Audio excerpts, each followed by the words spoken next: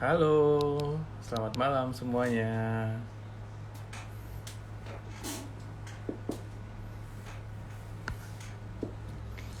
Kita sambil menunggu Pak Rama. Oke, jadi eh, minggu pertama perdagangan di ya kita bisa bilang ini adalah minggu terakhir ya, minggu terakhir di bulan November. Ya, jadi walaupun minggu depan masih ada 2 hari untuk bulan November, jadi kita ya let's say kita katakanlah minggu ini adalah minggu terakhir perdagangan untuk uh, saham di bulan November.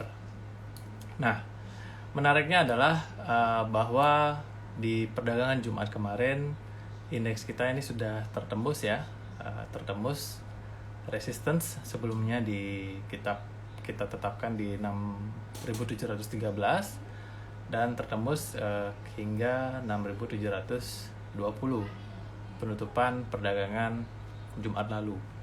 Dan hari ini juga sudah tersentuh ya, menyentuh level 6.754 ya. Jadi teman-teman mungkin yang penasaran apakah ini adalah saatnya untuk collect saham-saham blue chip, persiapan untuk window dressing. Dan malam hari ini juga kita akan bahas bagaimana strateginya manage portfolio ya ala bandar. Nah, jadi teman-teman akan terdistract. Biasanya sih lebih menarik ya jika kita pakai kata-kata bandar terus apa gitu ya. Jadi big money atau apa ya. Terserah teman-teman menggunakan bahasa yang mana. Tapi ya begitulah kenyataan yang memang diterima di masyarakat. Padahal sebenarnya ya mungkin kita nanti akan kupas apakah keberadaan bandar itu benar adanya atau tidak gitu ya. Karena kita juga di VNA mengajarkan bahwa sebenarnya apa sih yang ada di market seperti itu ya. Nah, Money Day kali ini kita benar-benar agak sedikit berbeda karena kita akan mengatur bagaimana caranya mengatur portofolio gitu ya. Portofolio khususnya di saham yang mana mungkin kita bisa hold hingga window dressing karena ya akhir tahun biasanya terjadi window dressing. Sebelum itu ada Santa Claus Rally dan lain-lain seperti itu. Nah, mengingat juga mungkin nanti teman-teman juga mungkin ada yang ingin bertanya bagaimana kira-kira nantinya saham A, B, C ya silahkan boleh, karena ini juga menarik ya terkait PPKM akan dinaikkan lagi statusnya menjadi PPKM level 3. Jadi sebenarnya bagaimana sih pola pikir seorang bandar kalau misalkan ada berita-berita seperti ini, kebijakan-kebijakan seperti ini yang diterapkan oleh pemerintah. Seperti itu. Oke, ya, jadi ini Pak Rama sudah join. Jadi mari kita invite.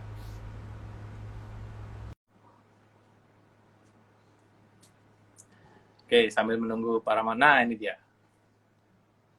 Halo. Halo, Selamat malam, sahabat malam. saya sekaligus CEO kami di FinEvolution. Ya, Oke, ya. Nah, ini pakai jaket dari salah satu brand yang ternama ya. Ini dan startup. mirip seperti jaket sebuah film Korea gitu ya. Ya, bener. Karena mungkin banyak sekali jargon dan banyak sekali kutipan-kutipan yang mengatakan bahwa terlihat cupu ternyata bandar gitu. Nah, Kan pas dari emang. jaket itu kan terlihat gitu ya. Jadi acara-acara apa permainan dari sebuah film Korea tersebut ya. Bener. Oke Ram, jadi Hmm. mungkin aku akan banyak bertanya pertanyaan-pertanyaan yang kiranya mewakili teman-teman di sini semua. Nah, indeks kita kan ini coba saya ukur dulu ya. Sebulan terakhir di Oke, kita ukur dari tanggal 1 hingga penutupan hari ini. Oke. Nah, sebenarnya naiknya cuma tipis nih. Jadi indeks kita ternyata secara month to date ya, dari awal bulan hingga tanggal 22 November 2021 itu sudah naik 2,59% jika kita lihat dari bukan 2,5. Dari pembukaan tanggal 1 November itu hanya 1,5%. Nah, berbeda dengan dari bulan November ya. Jadi kita lihat di bulan November pembukaan tanggal 1 sampai dengan 30 nggak ada ya. Jadi sampai tanggal 29 itu sudah naik 5% secara 1 bulan ya, month to date. Nah, mungkin ya sebagai pola pikir seorang bandar gitu ya, kira-kira apa yang akan terjadi? Mungkin teman-teman akan bertanya, nih kira-kira saham saya ini akan naik nggak ya di window dressing? Ini saham saya biasanya akhir tahun ini kira-kira memberikan return bagaimana? Berapa persen? Terus gimana caranya mengelola? Terus maksudnya saham-saham pilihan apa saja yang bisa dijadikan, yang kita bisa hold sampai akhir tahun, mungkin sampai awal 2022. Nah, kira-kira pola-pola pikir bagaimana yang mungkin Rama bisa ceritakan sebagai profesional di bidang pasar modal. Siap. Jadi memang momen akhir tahunnya sangat-sangat dinantikan ya, karena adanya sentimen-sentimen seperti Windows dressing, lalu adanya pengumuman tahunan, Gus, laporan tahunan untuk tahun 2021. Dan ya sebenarnya kalau pola pikir tanda kutip bandar, pasti mereka akan memanfaatkan momen-momen Windows dressing ini, Gus. Dan itu juga pasti akan dimanfaatkan oleh para manajer investasi juga untuk melakukan rebalancing lagi terhadap portofolionya mereka juga gitu. Sebagai contoh kan kemarin sudah ada indeks MSCI ya yang sudah melakukan pergantian ya. Jadi ada beberapa saham baru yang masuk gitu ya, yang small cap ya kalau nggak salah. Lalu ada yang keluar kan, itu termasuk kemarin juga asing juga lumayan banyak beli di small caps dan lain-lain. Sebenarnya momen-momen yang seperti ini akan selalu terulang setiap tahun, Gus. Jadi kalau teman-teman semua di sini yang nonton memperhatikan, misalnya kalau kita udah tahu ada pertukaran indeks gitu ya, jadi kita bisa cek di situ kira-kira apa nih yang diambil sama asing gitu misalnya, atau istilahnya dimasukkan ke small cap. Sebenarnya kita bisa lihat dengan nge-track itu jauh hari gitu. Kalau teman-teman mau istilahnya mau repot gitu ya, karena kalau istilahnya bandar itu bukan tanda kutip bandarmologi gitu ya, bukan istilahnya satu hari akumulasi langsung naik, itu bukan. Sebenarnya mereka sudah akumulasi dulu dari jauh-jauh hari. Sampai di waktu tertentu mereka akan istilahnya declare, ternyata ini kenaikannya dikarenakan adanya misalnya indeks itu tadi. Gitu. Nah, ini teman-teman sebenarnya harus lihat lagi habit di market itu, teman-teman. Gitu, guys. Ya. Jadi mungkin teman-teman juga harus memperhatikan fungsi indeks ini adalah seperti ini gitu ya. Jadi karena para manajer investasi itu akan memanage portofolionya kan berdasarkan indeks apa saja nih, ya. Indeks misalkan Jakarta Islam Index, terus ya macam-macam lah, ada indeks MSCI, ada indeks yang lain-lain. Ya, jadi para manajer investasi itu berdasarkan hal tersebut mereka memanage portofolio kan seperti itu ya. Jadi benar. Nah, pertanyaannya mungkin apakah manajer investasi ini adalah bisa disebut bandar gitu ya? Gimana menurut Rama? Ya, beberapa orang menyebutnya bandar, tapi kalau saya pribadi menyebutnya manajer investasi ya manajer investasi gitu. Dan mereka sebenarnya masuk ke market memang kalau di saham kan teman-teman kalau mau transaksi saham ya harus menggunakan broker kan. Ya, Ya namanya menggunakan broker, apalagi yang tanda kutip dananya besar, itu sebenarnya sering disangka bandar, Gus. Jadi mungkin big money gitu ya. ya, Jadi aliran big money itu misalnya masuk ke saham A langsung naik harganya udah dibilang bandar. Istilah bandar ini sebenarnya lebih familiar di masyarakat Indonesia karena balik lagi kepada habitnya kita kan kalau istilahnya kayak kalau orang bilang brokerage orang kayak apa sih gitu. Coba bilang bandar saham lebih kayak tanda kutip menjual gitu Gus. ya, Mungkin konteks bandar itu terlalu judi gitu. Walaupun sebenarnya banyak teori-teori yang bilang bandar bandar apa teori-teori bandar gitu ya sebenarnya ya bagus juga sih untuk kita. Saya pribadi juga melihat-lihat itu gitu. Karena secara ilmu kan kita semua harus mengetahui itu semua gitu. Masalahnya kembali ke kita cocok atau enggak gitu ya. Kalau saya ya, pribadi balik lagi kepada fundamental dan teknikal dari sebuah perusahaan itu. Simple sih. ya, Ada yang bilang bahwa bandar itu bisa membentuk sebuah tren gitu, Gus. Pernah dengar nggak? ya Misalnya nih, mungkin, ya misalnya sengaja dibentuk tren apa gitu, misalnya mungkin cup and handle dan lain-lain gitu ya. Wow, ya, hebat banget sih. Maksudnya untuk membuat satu bar candle tertentu, misalnya, ya itu maksud saya out of the box banget sih. Kalau ada yang bisa membuat seperti itu gitu. Apalagi kalau karakter sahamnya model-model big caps gitu ya.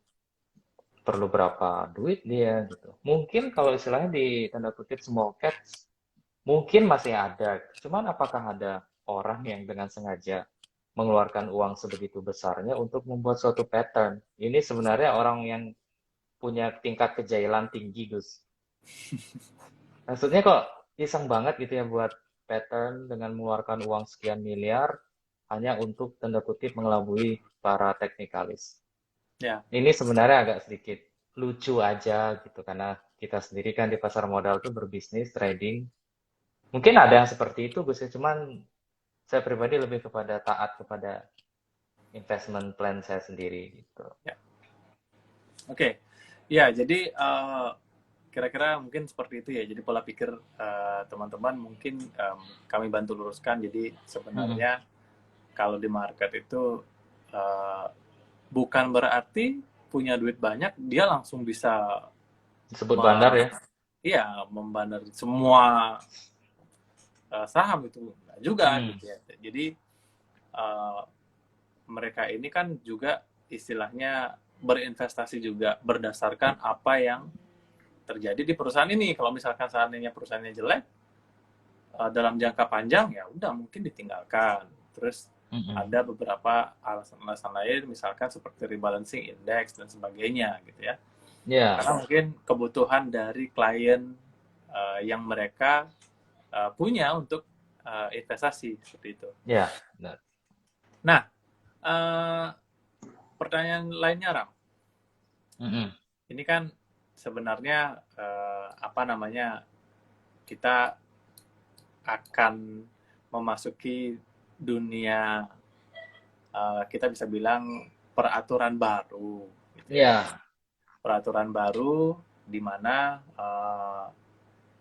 apa namanya kode-kode broker ini kan akan ditutup gitu ya. ya, Nah, sepengetahuan Rama, apakah para manajer investasi itu melakukan yang namanya entah itu rebalancing, entah itu collect saham untuk hmm, diolah dananya ke produk reksadana misalkan. Apakah mereka itu apa ya pure melihat kode broker? Jadi ya, misalkan Jadi misalkan, oh saya nih pengen buat produk nih, gitu. Saya mau tawarkan nih ke klien saya gitu. Mm-mm. Tapi saya harus ngelihat dulu nih kode broker A, siapa yang masuk dan sebagainya gitu. Jadi bukan berdasarkan fundamental. Nah, kira-kira menurut pandangan Rama tuh gimana gitu? Apakah mereka apa namanya akan terhalangi, terhalangi? Ya, Apakah justru akan fine-fine aja sebenarnya gitu? ya oke. Sebenarnya balik lagi kepada konsep saham itu sendiri ya. Ya, Naik turunnya harga adalah dipengaruhi oleh penawaran dan permintaan. Jadi kalau ada uang besar masuk, otomatis saham naik gitu ya. ya, Tapi kalau uang yang masuk yang besar dan keluarnya juga sama-sama besar, ya harga juga cenderung uh, apa pak kok gitu, ya, steady gitu ya, ya, stagnan cenderung. Kalau misalnya yang beli dan jual tinggi, sama-sama. Nah untuk kode broker sendiri sebenarnya saya pribadi sudah tidak melihat itu Gus. Terlepas dari siapapun broker yang masuk gitu ya Gus ya. Karena ya. kalau kita lihat sendiri saat ini sebenarnya kan hampir didominasi oleh salah satu broker. Itu aja gitu. Mm-mm. Top 3-nya ya itu aja yang istilahnya domestik. Dan Ya, beberapa mungkin kayak fenomena kemarin ya, saya lupa di saham apa. Itu kan broker lokal yang mendominasi Gus. ya, Ingat nggak ya? Waktu kemarin kita bilang loh, ini kok naik ya, tapi kok dikoleksi sama si ya, ini gitu. betul. Nah, ini sebenarnya juga agak sedikit, maksudnya kita tidak Balik. bisa mematok asing, habitnya adalah setiap asing masuk naik tinggi. Kemarin ternyata kita melihat domestik yang masuk saham itu tinggi gitu loh. Ya, Jadi saya ambil sisi positif aja, apalagi kita sering apa namanya trading kalau misalnya baru pop up aplikasi kan langsung keluar tuh semua. Kalau di kode broker itu dihilangi dan apa foreign dan domestik itu juga dihilangi kan sebenarnya memperingan apps gitu aja sih. ya, Toh juga ada chart dan ada apa namanya laporan keuangan yang bisa kita pakai analisis. Maksudnya jangan kayak kebakaran jenggot baru salah satu indikator itu dihilangkan. Kita ambil positifnya aja. Oh, bursa kan memperingan apa namanya sistem gitu ya, maksudnya dengan ya, menutup itu. Toh juga di akhir perdagangan kita bisa melihat kan apa dimunculkan lagi itu siapa namanya nama-nama broker itu gitu. Jadi ya, sebenarnya tidak usah terlalu panik gitu, guys. Maksudku kalian boleh kok belajar kayak bandar gitu ya, terus broker lah, siapa aja yang suka mengoleksi Hmm. bla bla bla. Tapi tetap jangan lupakan pada akhirnya apa yang akan kita lihat nanti setelah itu tertutup chart otomatis kita akan Ya, lihat di penutupan kan karena chart itu merepresentasikan terserah siapapun yang masuk itu akan membentuk suatu candle gitu. Buktinya Jepang bisa maju karena negara punya candlestick kan itu datangnya dari situ. ya, betul. Bukan berarti ya itulah. Jadi sebenarnya terlepas siapapun si broker ABC asing siapapun itu nanti kan bisa terdetek sebenarnya di chart itu. Jadi kita bisa ambil keputusan yang lebih apa namanya lebih objektif gitu dibanding melihat salah satu ABCD karena kita nggak bisa mematok habit setiap broker. Nah, itu yang harus dilihat.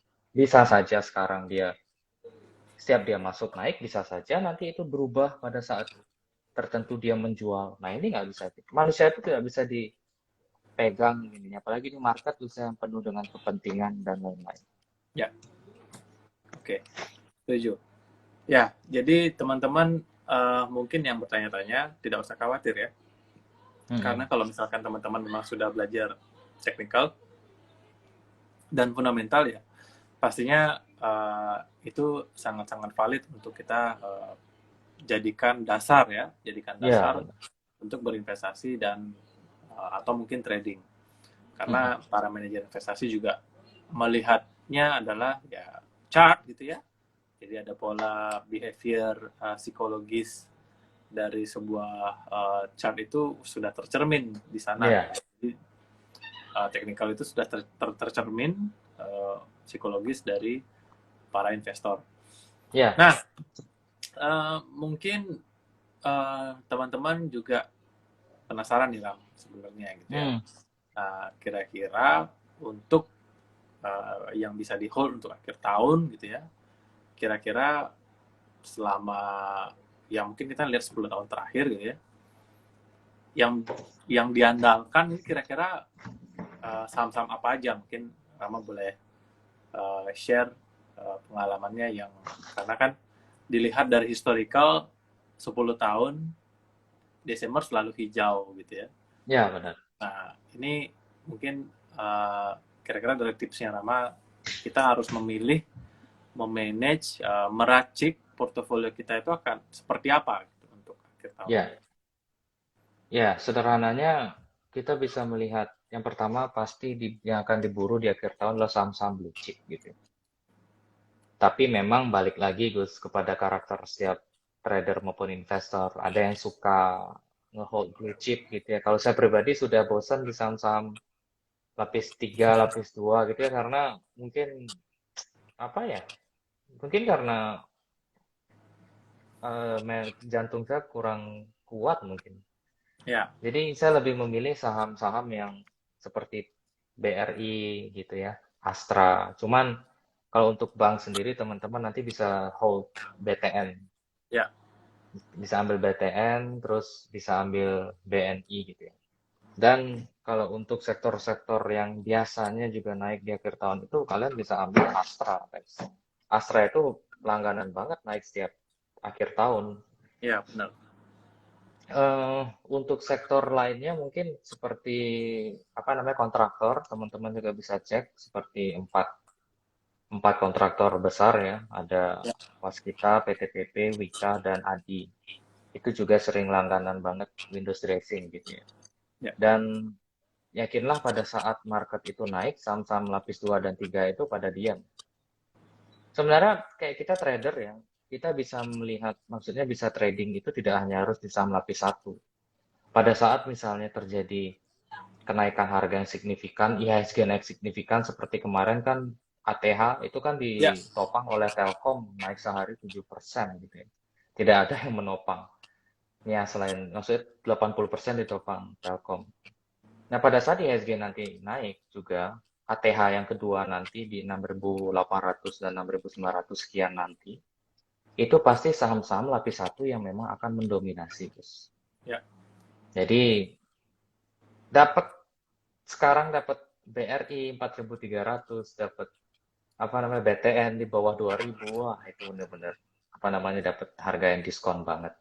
Dan teman-teman bisa hold misalnya sampai tahun depan pada saat pelaporan pajak badan. Sebelum pelaporan pajak badan sampai bulan April kalian masih bisa tahan sebenarnya. Mungkin potensial profit yang bisa didapat di masing-masing blue chip ini adalah 15-20%. Nah, history repeat itself lagi. Nanti dari bulan Mei sampai bulan Agustus cenderung sideways dan drop lagi. Biasanya sih seperti itu. Kenapa? Karena sudah tidak ada lagi sentimen-sentimen penopang gitu ya. Apalagi sebenarnya tahun depan sudah masuk tahun 2022. Maksudnya 2 tahun sebelum pemilu. Nah, itu juga teman-teman harus lihat lagi. Ada pola-pola tertentu yang pada saat menjelang pemilu gitu ya, kayak gimana gitu. Harus dilihat. Dan by the way kita punya trading bareng nanti Gus ya. Nanti teman-teman bisa cek di IG-nya kita dan masukkan kode uniknya kalian mau ikut rabar kita di batch keberapa gitu. Kita akan bongkar di situ gimana caranya sih trading gitu ya supaya dapat misalnya kalau bagus tipenya harian, kalau aku tipenya misalnya mingguan gitu atau bulanan. Aku pribadi sebulan ini baru trading 3 kali. Kan kayak orang bilang, apa sih lemah banget trading 3 kali? Ya, nggak apa-apa. Aku loh sehari bisa trading 10 kali. Transaction value-ku loh 2 triliun gitu. Ya, it's okay. Saya transaction value-nya juga nggak besar-besar amat kan. Maksudku, terserah kalian mau trading apa quantity or quality gitu. Aku pribadi sebulan 3 kali aja cukup. Tidak maruk-maruk lah. Modal kecil gitu loh. Kalau yang trading setiap hari mungkin modalnya gede-gede gitu ya. Gitu guys. Ya. Oke, nah tadi teman-teman sudah mendapatkan insight ya dari Rama, kira-kira pilihan saham-saham apa saja yang mungkin bisa jadi pilihan ya untuk di hold sampai pelaporan pajak pada April kurang lebih. Ya, jadi secara historical ya memang seperti itu, gitu ya, seperti itu. Karena ya inilah yang menyebabkan kenapa saham-saham tersebut banyak yang beli lalu di hold, ya karena memang ada pola pikir yang terbentuk dari pergerakan harga seperti itu. Jadi, by the way, mau sampaikan satu hal. Tadi kita kan sempat trading Gus ya di di sesi 1 gitu ya. Pada teman-teman kita di grup dan di kantor juga pada kayak, kok bosan banget ya market segala macam. Saya simpel aja jawabnya. Mereka lagi rapat kok. Mereka mau istilahnya gini, kalau tipe-tipe uang besar ya, tanda kutip uang besar, atau orang sering bilang bandar lah atau apalah gitu ya, itu tidak akan sembarangan masuk ke suatu saham. Mereka itu akan istilahnya melihat potensi atau istilahnya melihat psikologi dari orang-orang dulu di jam-jam tertentu. Kalau mau tahu, teman-teman bisa join membership kita, teman-teman juga bisa join kelas kita. Atau teman-teman kalau mau trading bareng dulu, ngecek nih, kayak gimana sih Vin, kayak gimana sih cara mereka untuk trading gitu ya. Boleh banget kalian bisa daftar. Itu free ya, trading bareng itu ya. Kita batasi ya, kurang lebih ya, 10 orang. Ya, kita batasi 10 orang per batch, jadi teman-teman silakan daftar langsung. Jadi teman-teman, di sini bukan soal bagaimana kita mendapatkan profit puluhan juta per bulan atau berapa per hari, transaksi kita berapa, tektokan, bukan. Tapi kami akan mengajarkan, kami akan memberikan informasi yang mahal, tapi kita gratiskan, di mana teman-teman akan berpikir bagaimana sih pola pikir market itu sebenarnya bagaimana. Jadi tujuannya adalah supaya teman-teman juga nanti bisa trading sendiri, mandiri. Jadi seperti apa yang akan terjadi di 2022, apa hubungannya dengan 2 tahun menjelang pemilu dan sebagainya, kita akan berikan informasinya pada saat trading bareng atau kelas gratis membaca arah bandar. Oke. Ya, Rama adalah tipikal yang memang tradingnya santai. Mungkin saya juga yang lebih ke harian. Ya, hari ini juga lumayan trading di BBTN ya.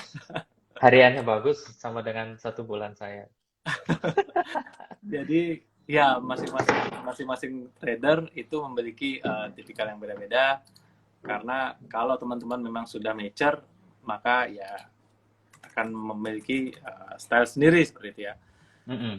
Nah, soal window dressing tadi sudah dibahas, bank-bank yang bisa dipilih gitu ya. Bahkan Bank BTN bisa, jadi karena memang kami bukan pom-pom, kami tidak bisa pom-pom Bank BTN guys, karena ini marketnya besar dan memang kita tidak bisa pom-pom hanya dengan sekali live ini aja gitu ya. BBTN, terus bisa juga blue chip, 3 big banks yang lain, lalu Astra tadi pilihannya, dan beberapa konstruksi. Nah, teman-teman bisa pikirkan 2022 ini akan terjadi apa. Nah, itu tadi sudah salah satunya adalah pra pemilu gitu ya. Pra pemilu, terus 2023 mungkin saya bisa sampaikan itu adalah waktunya untuk kampanye. Nah, 2024 stop kampanye, barulah biasanya di pertengahan tahun kita akan melakukan pilpres ya. Oke. Jadi cek 2014. Ya. Konstruksi itu ngampet bahasa Indonesianya. Itu tinggi banget naik. Nah, 2024 siapa tahu. Betul. Ya. Oke. Pertanyaan lain, Ram. Ini kan banyak soal masalah IPO gitu ya. Nah, hari ini juga kita melihat bahwa salah satu anak perusahaan dari Telkom, yaitu Mitratel, itu melakukan yang namanya initial public offering atau IPO. Nah, kira-kira kenapa sahamnya turun? Lalu yang kedua, apakah saham-saham IPO ini bisa dijadikan, bisa dikoleksi sampai dengan akhir tahun gitu ya, atau menjelang window dressing. Nah, kira-kira pertimbangannya itu bagaimana? Satu, pertanyaan kan, kenapa turun? Lalu yang kedua, apakah layak untuk dibeli dan di hold sampai akhir tahun, mengingat memang dari sisi laporan keuangan, ini kan perusahaannya sebenarnya bertumbuh. Gitu. Kira-kira gimana tanggapan kamu? Ya, saham naik turun sebenarnya hal yang biasa gitu Gus ya. Ya.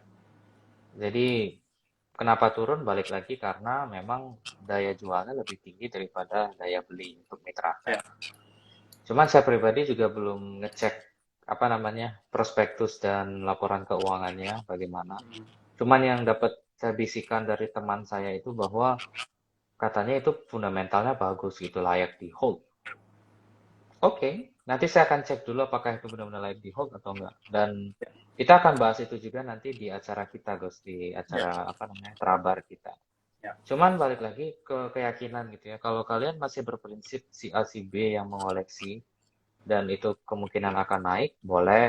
Tapi tetap pada akhirnya semua akan bermuara bahwa bagaimana sebuah perusahaan itu mengerunning sebuah bisnis itu ke depannya gitu, Gus. Kita ambil contoh, oke lah Mitratel mungkin fundamental bagus, mungkin penurunan hari ini memang pure karena permintaan dan penawaran gitu ya. Siapa tahu memang besok orang baru melihat gitu laporan keuangannya dan baru menyadari bahwa Mitratel bagus, mungkin baru mereka rame-rame belanja sehingga harganya naik mungkin gitu ya. Tapi kalau teman-teman cek sekarang Garuda Indonesia kan lagi disuspend. Ya, suspend. Nah, apa yang terjadi dengan bisnisnya? Kenapa tidak itu aja di gini Gus ya? Apa namanya tanda kutip di pom-pom gitu atau gimana? Ya. Nah, maksudnya adalah balik lagi kan, semua akan berujung kepada apakah bisnis dari sebuah perusahaan itu masih bisa running atau tidak. Ya. Selama perusahaan itu masih bisa running, kalian masih bisa tetap membeli sahamnya. Tentunya dengan simpelnya kayak perusahaan ini tidak hanya running saja, ternyata juga menghasilkan laba. Biasanya perusahaan ini pasti akan bertumbuh jangka panjang. Ya, jatuh. Ya, sekarang apa namanya? Masa kembali lagi, Gus. Kalau sekarang saya lihat saham itu tidak akan naik kalau tidak tanda kutip dikompori. Jadi ya orang kayak diam nih. Oh, bagus mau nyuruh saham, nyuruh beli saham apa ya? Kok dia tidak ada ngasih aba-aba gitu. Gitu sih. Itu memang lehernya dari lahir begitu ya. Aduh, saya luruskan sedikit. Ya, gitu sih. Oke. Jadi banyak sih teman-teman, kalau teman-teman mau melihat analisis itu apa namanya, tidak hanya dari satu sisi, itu kuncinya. Oke, siap. Ya, jadi teman-teman sekali lagi masuk ke capital market, masuk ke dunia pasar modal, saham, itu memang harus melihat dari banyak sisi gitu ya. Ya, laporan keuangan, teknikal, lalu top down analysis dan sebagainya. Ya, jadi teman-teman di FINE memang kami mengajarkan dari awal gitu ya. Dari awal seperti apa konsepnya, mekanismenya kira-kira seperti apa, barulah kita ngomongin yang mungkin barulah nanti yang kita ngomongin bandar apa segala macam ya. Mungkin itu sebenarnya hal yang sangat kecil sekali di dunia saham gitu ya. Jadi mata-mata, wah ini ada bandar A masuk, ini bakalan naik tinggi. Wah ini ada bandar B, goreng-goreng. Wah ini ada bandar C, rebus-rebus. Ya kalau misalkan teman-teman berpikirnya seperti itu mungkin ya tidak akan mature di saham seperti itu. Ya benar Gus. Oke. Nah menarik hari ini kalau kita lihat konstruksi ya, jadi 4 sekawan ini konstruksi pada naik tapi tidak terlalu tinggi ya, mungkin ini adalah pemanasan ya, bukan pemanasan global ya. Jadi teman-teman mungkin bisa perhatikan karena memang ya secara historical, sekali lagi secara historical teman-teman harus bisa melihat itu secara keseluruhan apa yang terjadi biasanya di bulan Desember, lalu ya seperti yang tadi dikatakan 2018 terjadi apa, 2022 akan terjadi apa gitu. Jadi teman-teman tidak harus bisa melihat itu. Oke. Mungkin teman-teman di sini ada yang ingin join bareng, ngobrol, atau mungkin ada pertanyaan, kira-kira apa nih Kak, saya ragu nih masuk ke saham, misalkan. Saham apa nih? Ya mungkin kita sekali lagi kita berikan pandangan ya untuk supaya teman-teman portofolio maksimal gitu ya. Ya. Oke, silakan. Ada yang ingin bertanya nggak? Kalau nggak mau bertanya boleh apa namanya di chat aja kalau nggak mau. Ya, di chat silakan. Live.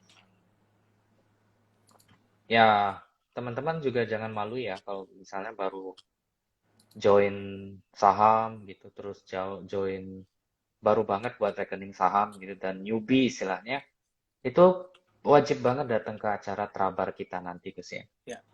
Justru biar kalian tahu dulu yang mana yang harus dipelajari gitu. Biar tidak istilahnya kayak kita baru lahir kan nggak bisa langsung terbang gitu. Terbang kan nggak, maksudnya nggak bisa langsung lari gitu ya. Lari. Harus ada tahapan gitu. Sebenarnya yang dipelajari seperti kayak apa namanya, banyak istilah Gus ya, kayak scalping, terus ada istilahnya bandarmologi, atau istilahnya ada yang lain brokerage, big money, bla bla bla dan lainnya. Itulah the next. Kalau kalian sudah paham fundamental dan teknikal tadi gitu. Ya. Biar nggak maksudnya, oh ini ternyata ilmu yang terbaik gitu. Semua ilmu itu baik pada saat waktu yang tepat kalian gunakan gitu loh Gus. Ya benar-benar. Nah, ya kayak kendaraan ya. Kalau kita mau masuk gang gitu Gus ya, masa kita pakai mobil yang lebar gitu, terus misalnya kita mau nyebrang, masa kita naik motor gitu ya. Nah ini maksudnya di tempat dan waktu yang tepat, kalau kalian gunakan ilmu ini ya akan kena gitu. Betul. Ya, saya percaya Rainanmologi. Ya, siap. Ya, ini memang ada lagi ilmu Rainanmologi Gus. Cuman kemarin terbantahkan loh Gus hari Jumat. Ya. Ternyata itu purnama tapi naiknya gila. Ya. Nah, kalau teman-teman penasaran kenapa purnama mempengaruhi kenaikan IHSG, wajib banget datang di trading bar, di Trabar nanti, Gus. Ya, karena di situ kita akan share film kalau di Bali ya, film atau bulan mati itu ada seperti ini. Terus misalnya kalau purnama kayak gini, terus misalnya kalau ada Kajang Kliwon itu seperti ini gitu. Ya di Trabar kita banyak sharing. Kembali lagi hal itu adalah sebenarnya siklus gitu ya. Jadi apa yang terjadi di dunia memang kita sebenarnya bisa hitung. Ya, kita bisa sikluskan dan memang kalau misalkan di Bali kita juga punya siklus hari. Memang mungkin orang Bali saja yang mengerti itu seperti itu. Ya, ya. Nah, menariknya hari ini mungkin saya boleh share, saya juga profit ya di trading Unilever. Wow. Jadi Unilever ini ternyata naik sebesar 3,86% ya. Wow.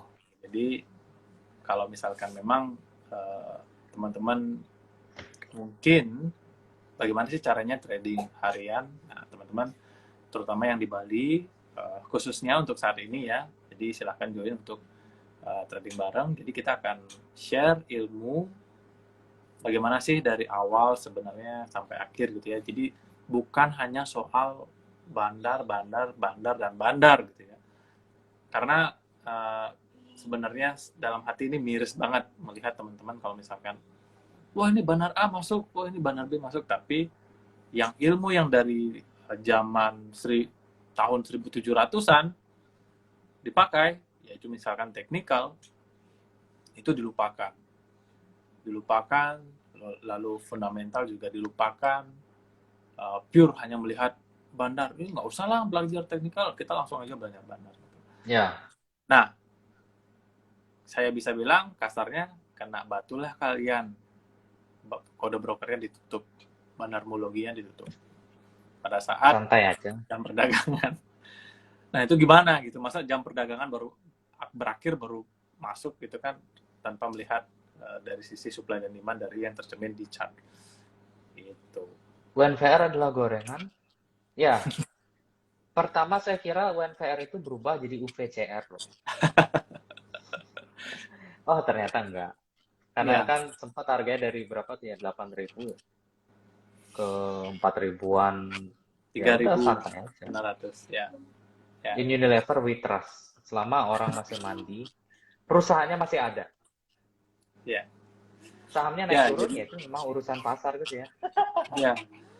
Nah, teman-teman, jadi kami masuk ke Unilever dan lain-lain itu di saat yang tepat itu bukan hanya melihat oh bandarnya masuk apa gitu, tapi kita melihat beberapa potensi pola dari ilmu teknikal yang memang kita pelajari gitu.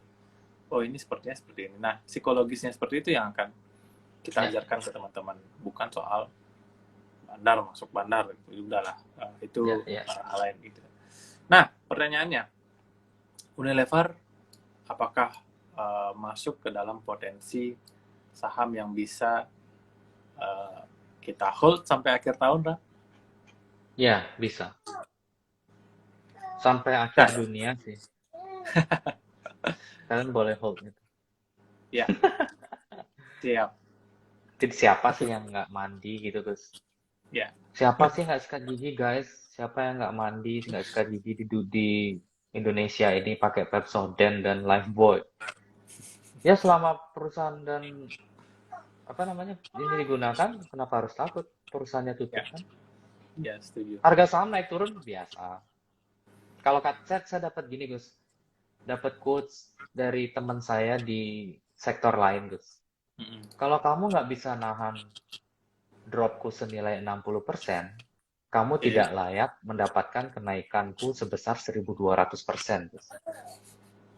Mungkin teman-teman tahu itu di sektor apa gitu ya. Ya, Ya, sebenarnya kayak logikanya kayak gini, kalau kamu nggak berani tanda kutip loss, kamu nggak akan dapat profit, gitu loh kasarnya. Di betul. saham kan seperti itu kan, Setuju. Setuju. Ya, jadi chill teman-teman aja, chill. di saham naik turun itu biasa ya. Nah, ini ada pertanyaan nih. Kak, kalau kita mulai belajar teknikal, kira-kira itu mulainya dari mana? Ya, Artinya ketika kita belajar teknikal, biar nggak sembarangan belajar juga, Kak. hmm. Nah, Hmm. silahkan Ram jawab. Ya, kalian bisa belajar teknikal dengan cara pertama banget itu adalah membuka chart. Ya, Membuka chart di mana? Bisa di aplikasi tradingnya kalian, atau yang gratis, yang sering digunakan oleh warga negara trader adalah TradingView. ya, Itu kalian bisa gunakan di situ free. Kalau berbayar boleh, nanti kalian bisa gunakan lebih banyak indikator aja sih. Tapi yang free cukup gitu untuk belajar yang ya, pertama. Dan yang paling pertama yang harus kalian pahami adalah bukan belajar pola misalnya seperti asimetrikal atau bla bla bla, tapi belajar memahami candle itu sendiri. Itu ya, dulu. Candle-nya yang kayak kurusan sedikit itu apa sih maksudnya? Terus warna merah itu apa gitu, warna hijau. Terus warna hijau isi garis atas atau bawahnya itu artinya apa sih? Apa sih pengaruhnya ke masa depan? Nah, itu yang harus dipelajari terlebih dahulu. ya, Setelah itu baru pattern-pattern, Gus. Mungkin lebih detail lagi, tambah indikator.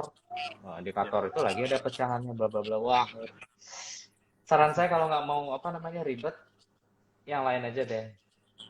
Tapi tahapan dari teknikal itu ya seperti itu, Gus ya. Mungkin Ya. bagus saya tambahin, bagus sudah kebetulan sudah memang spesialis di teknikal gitu.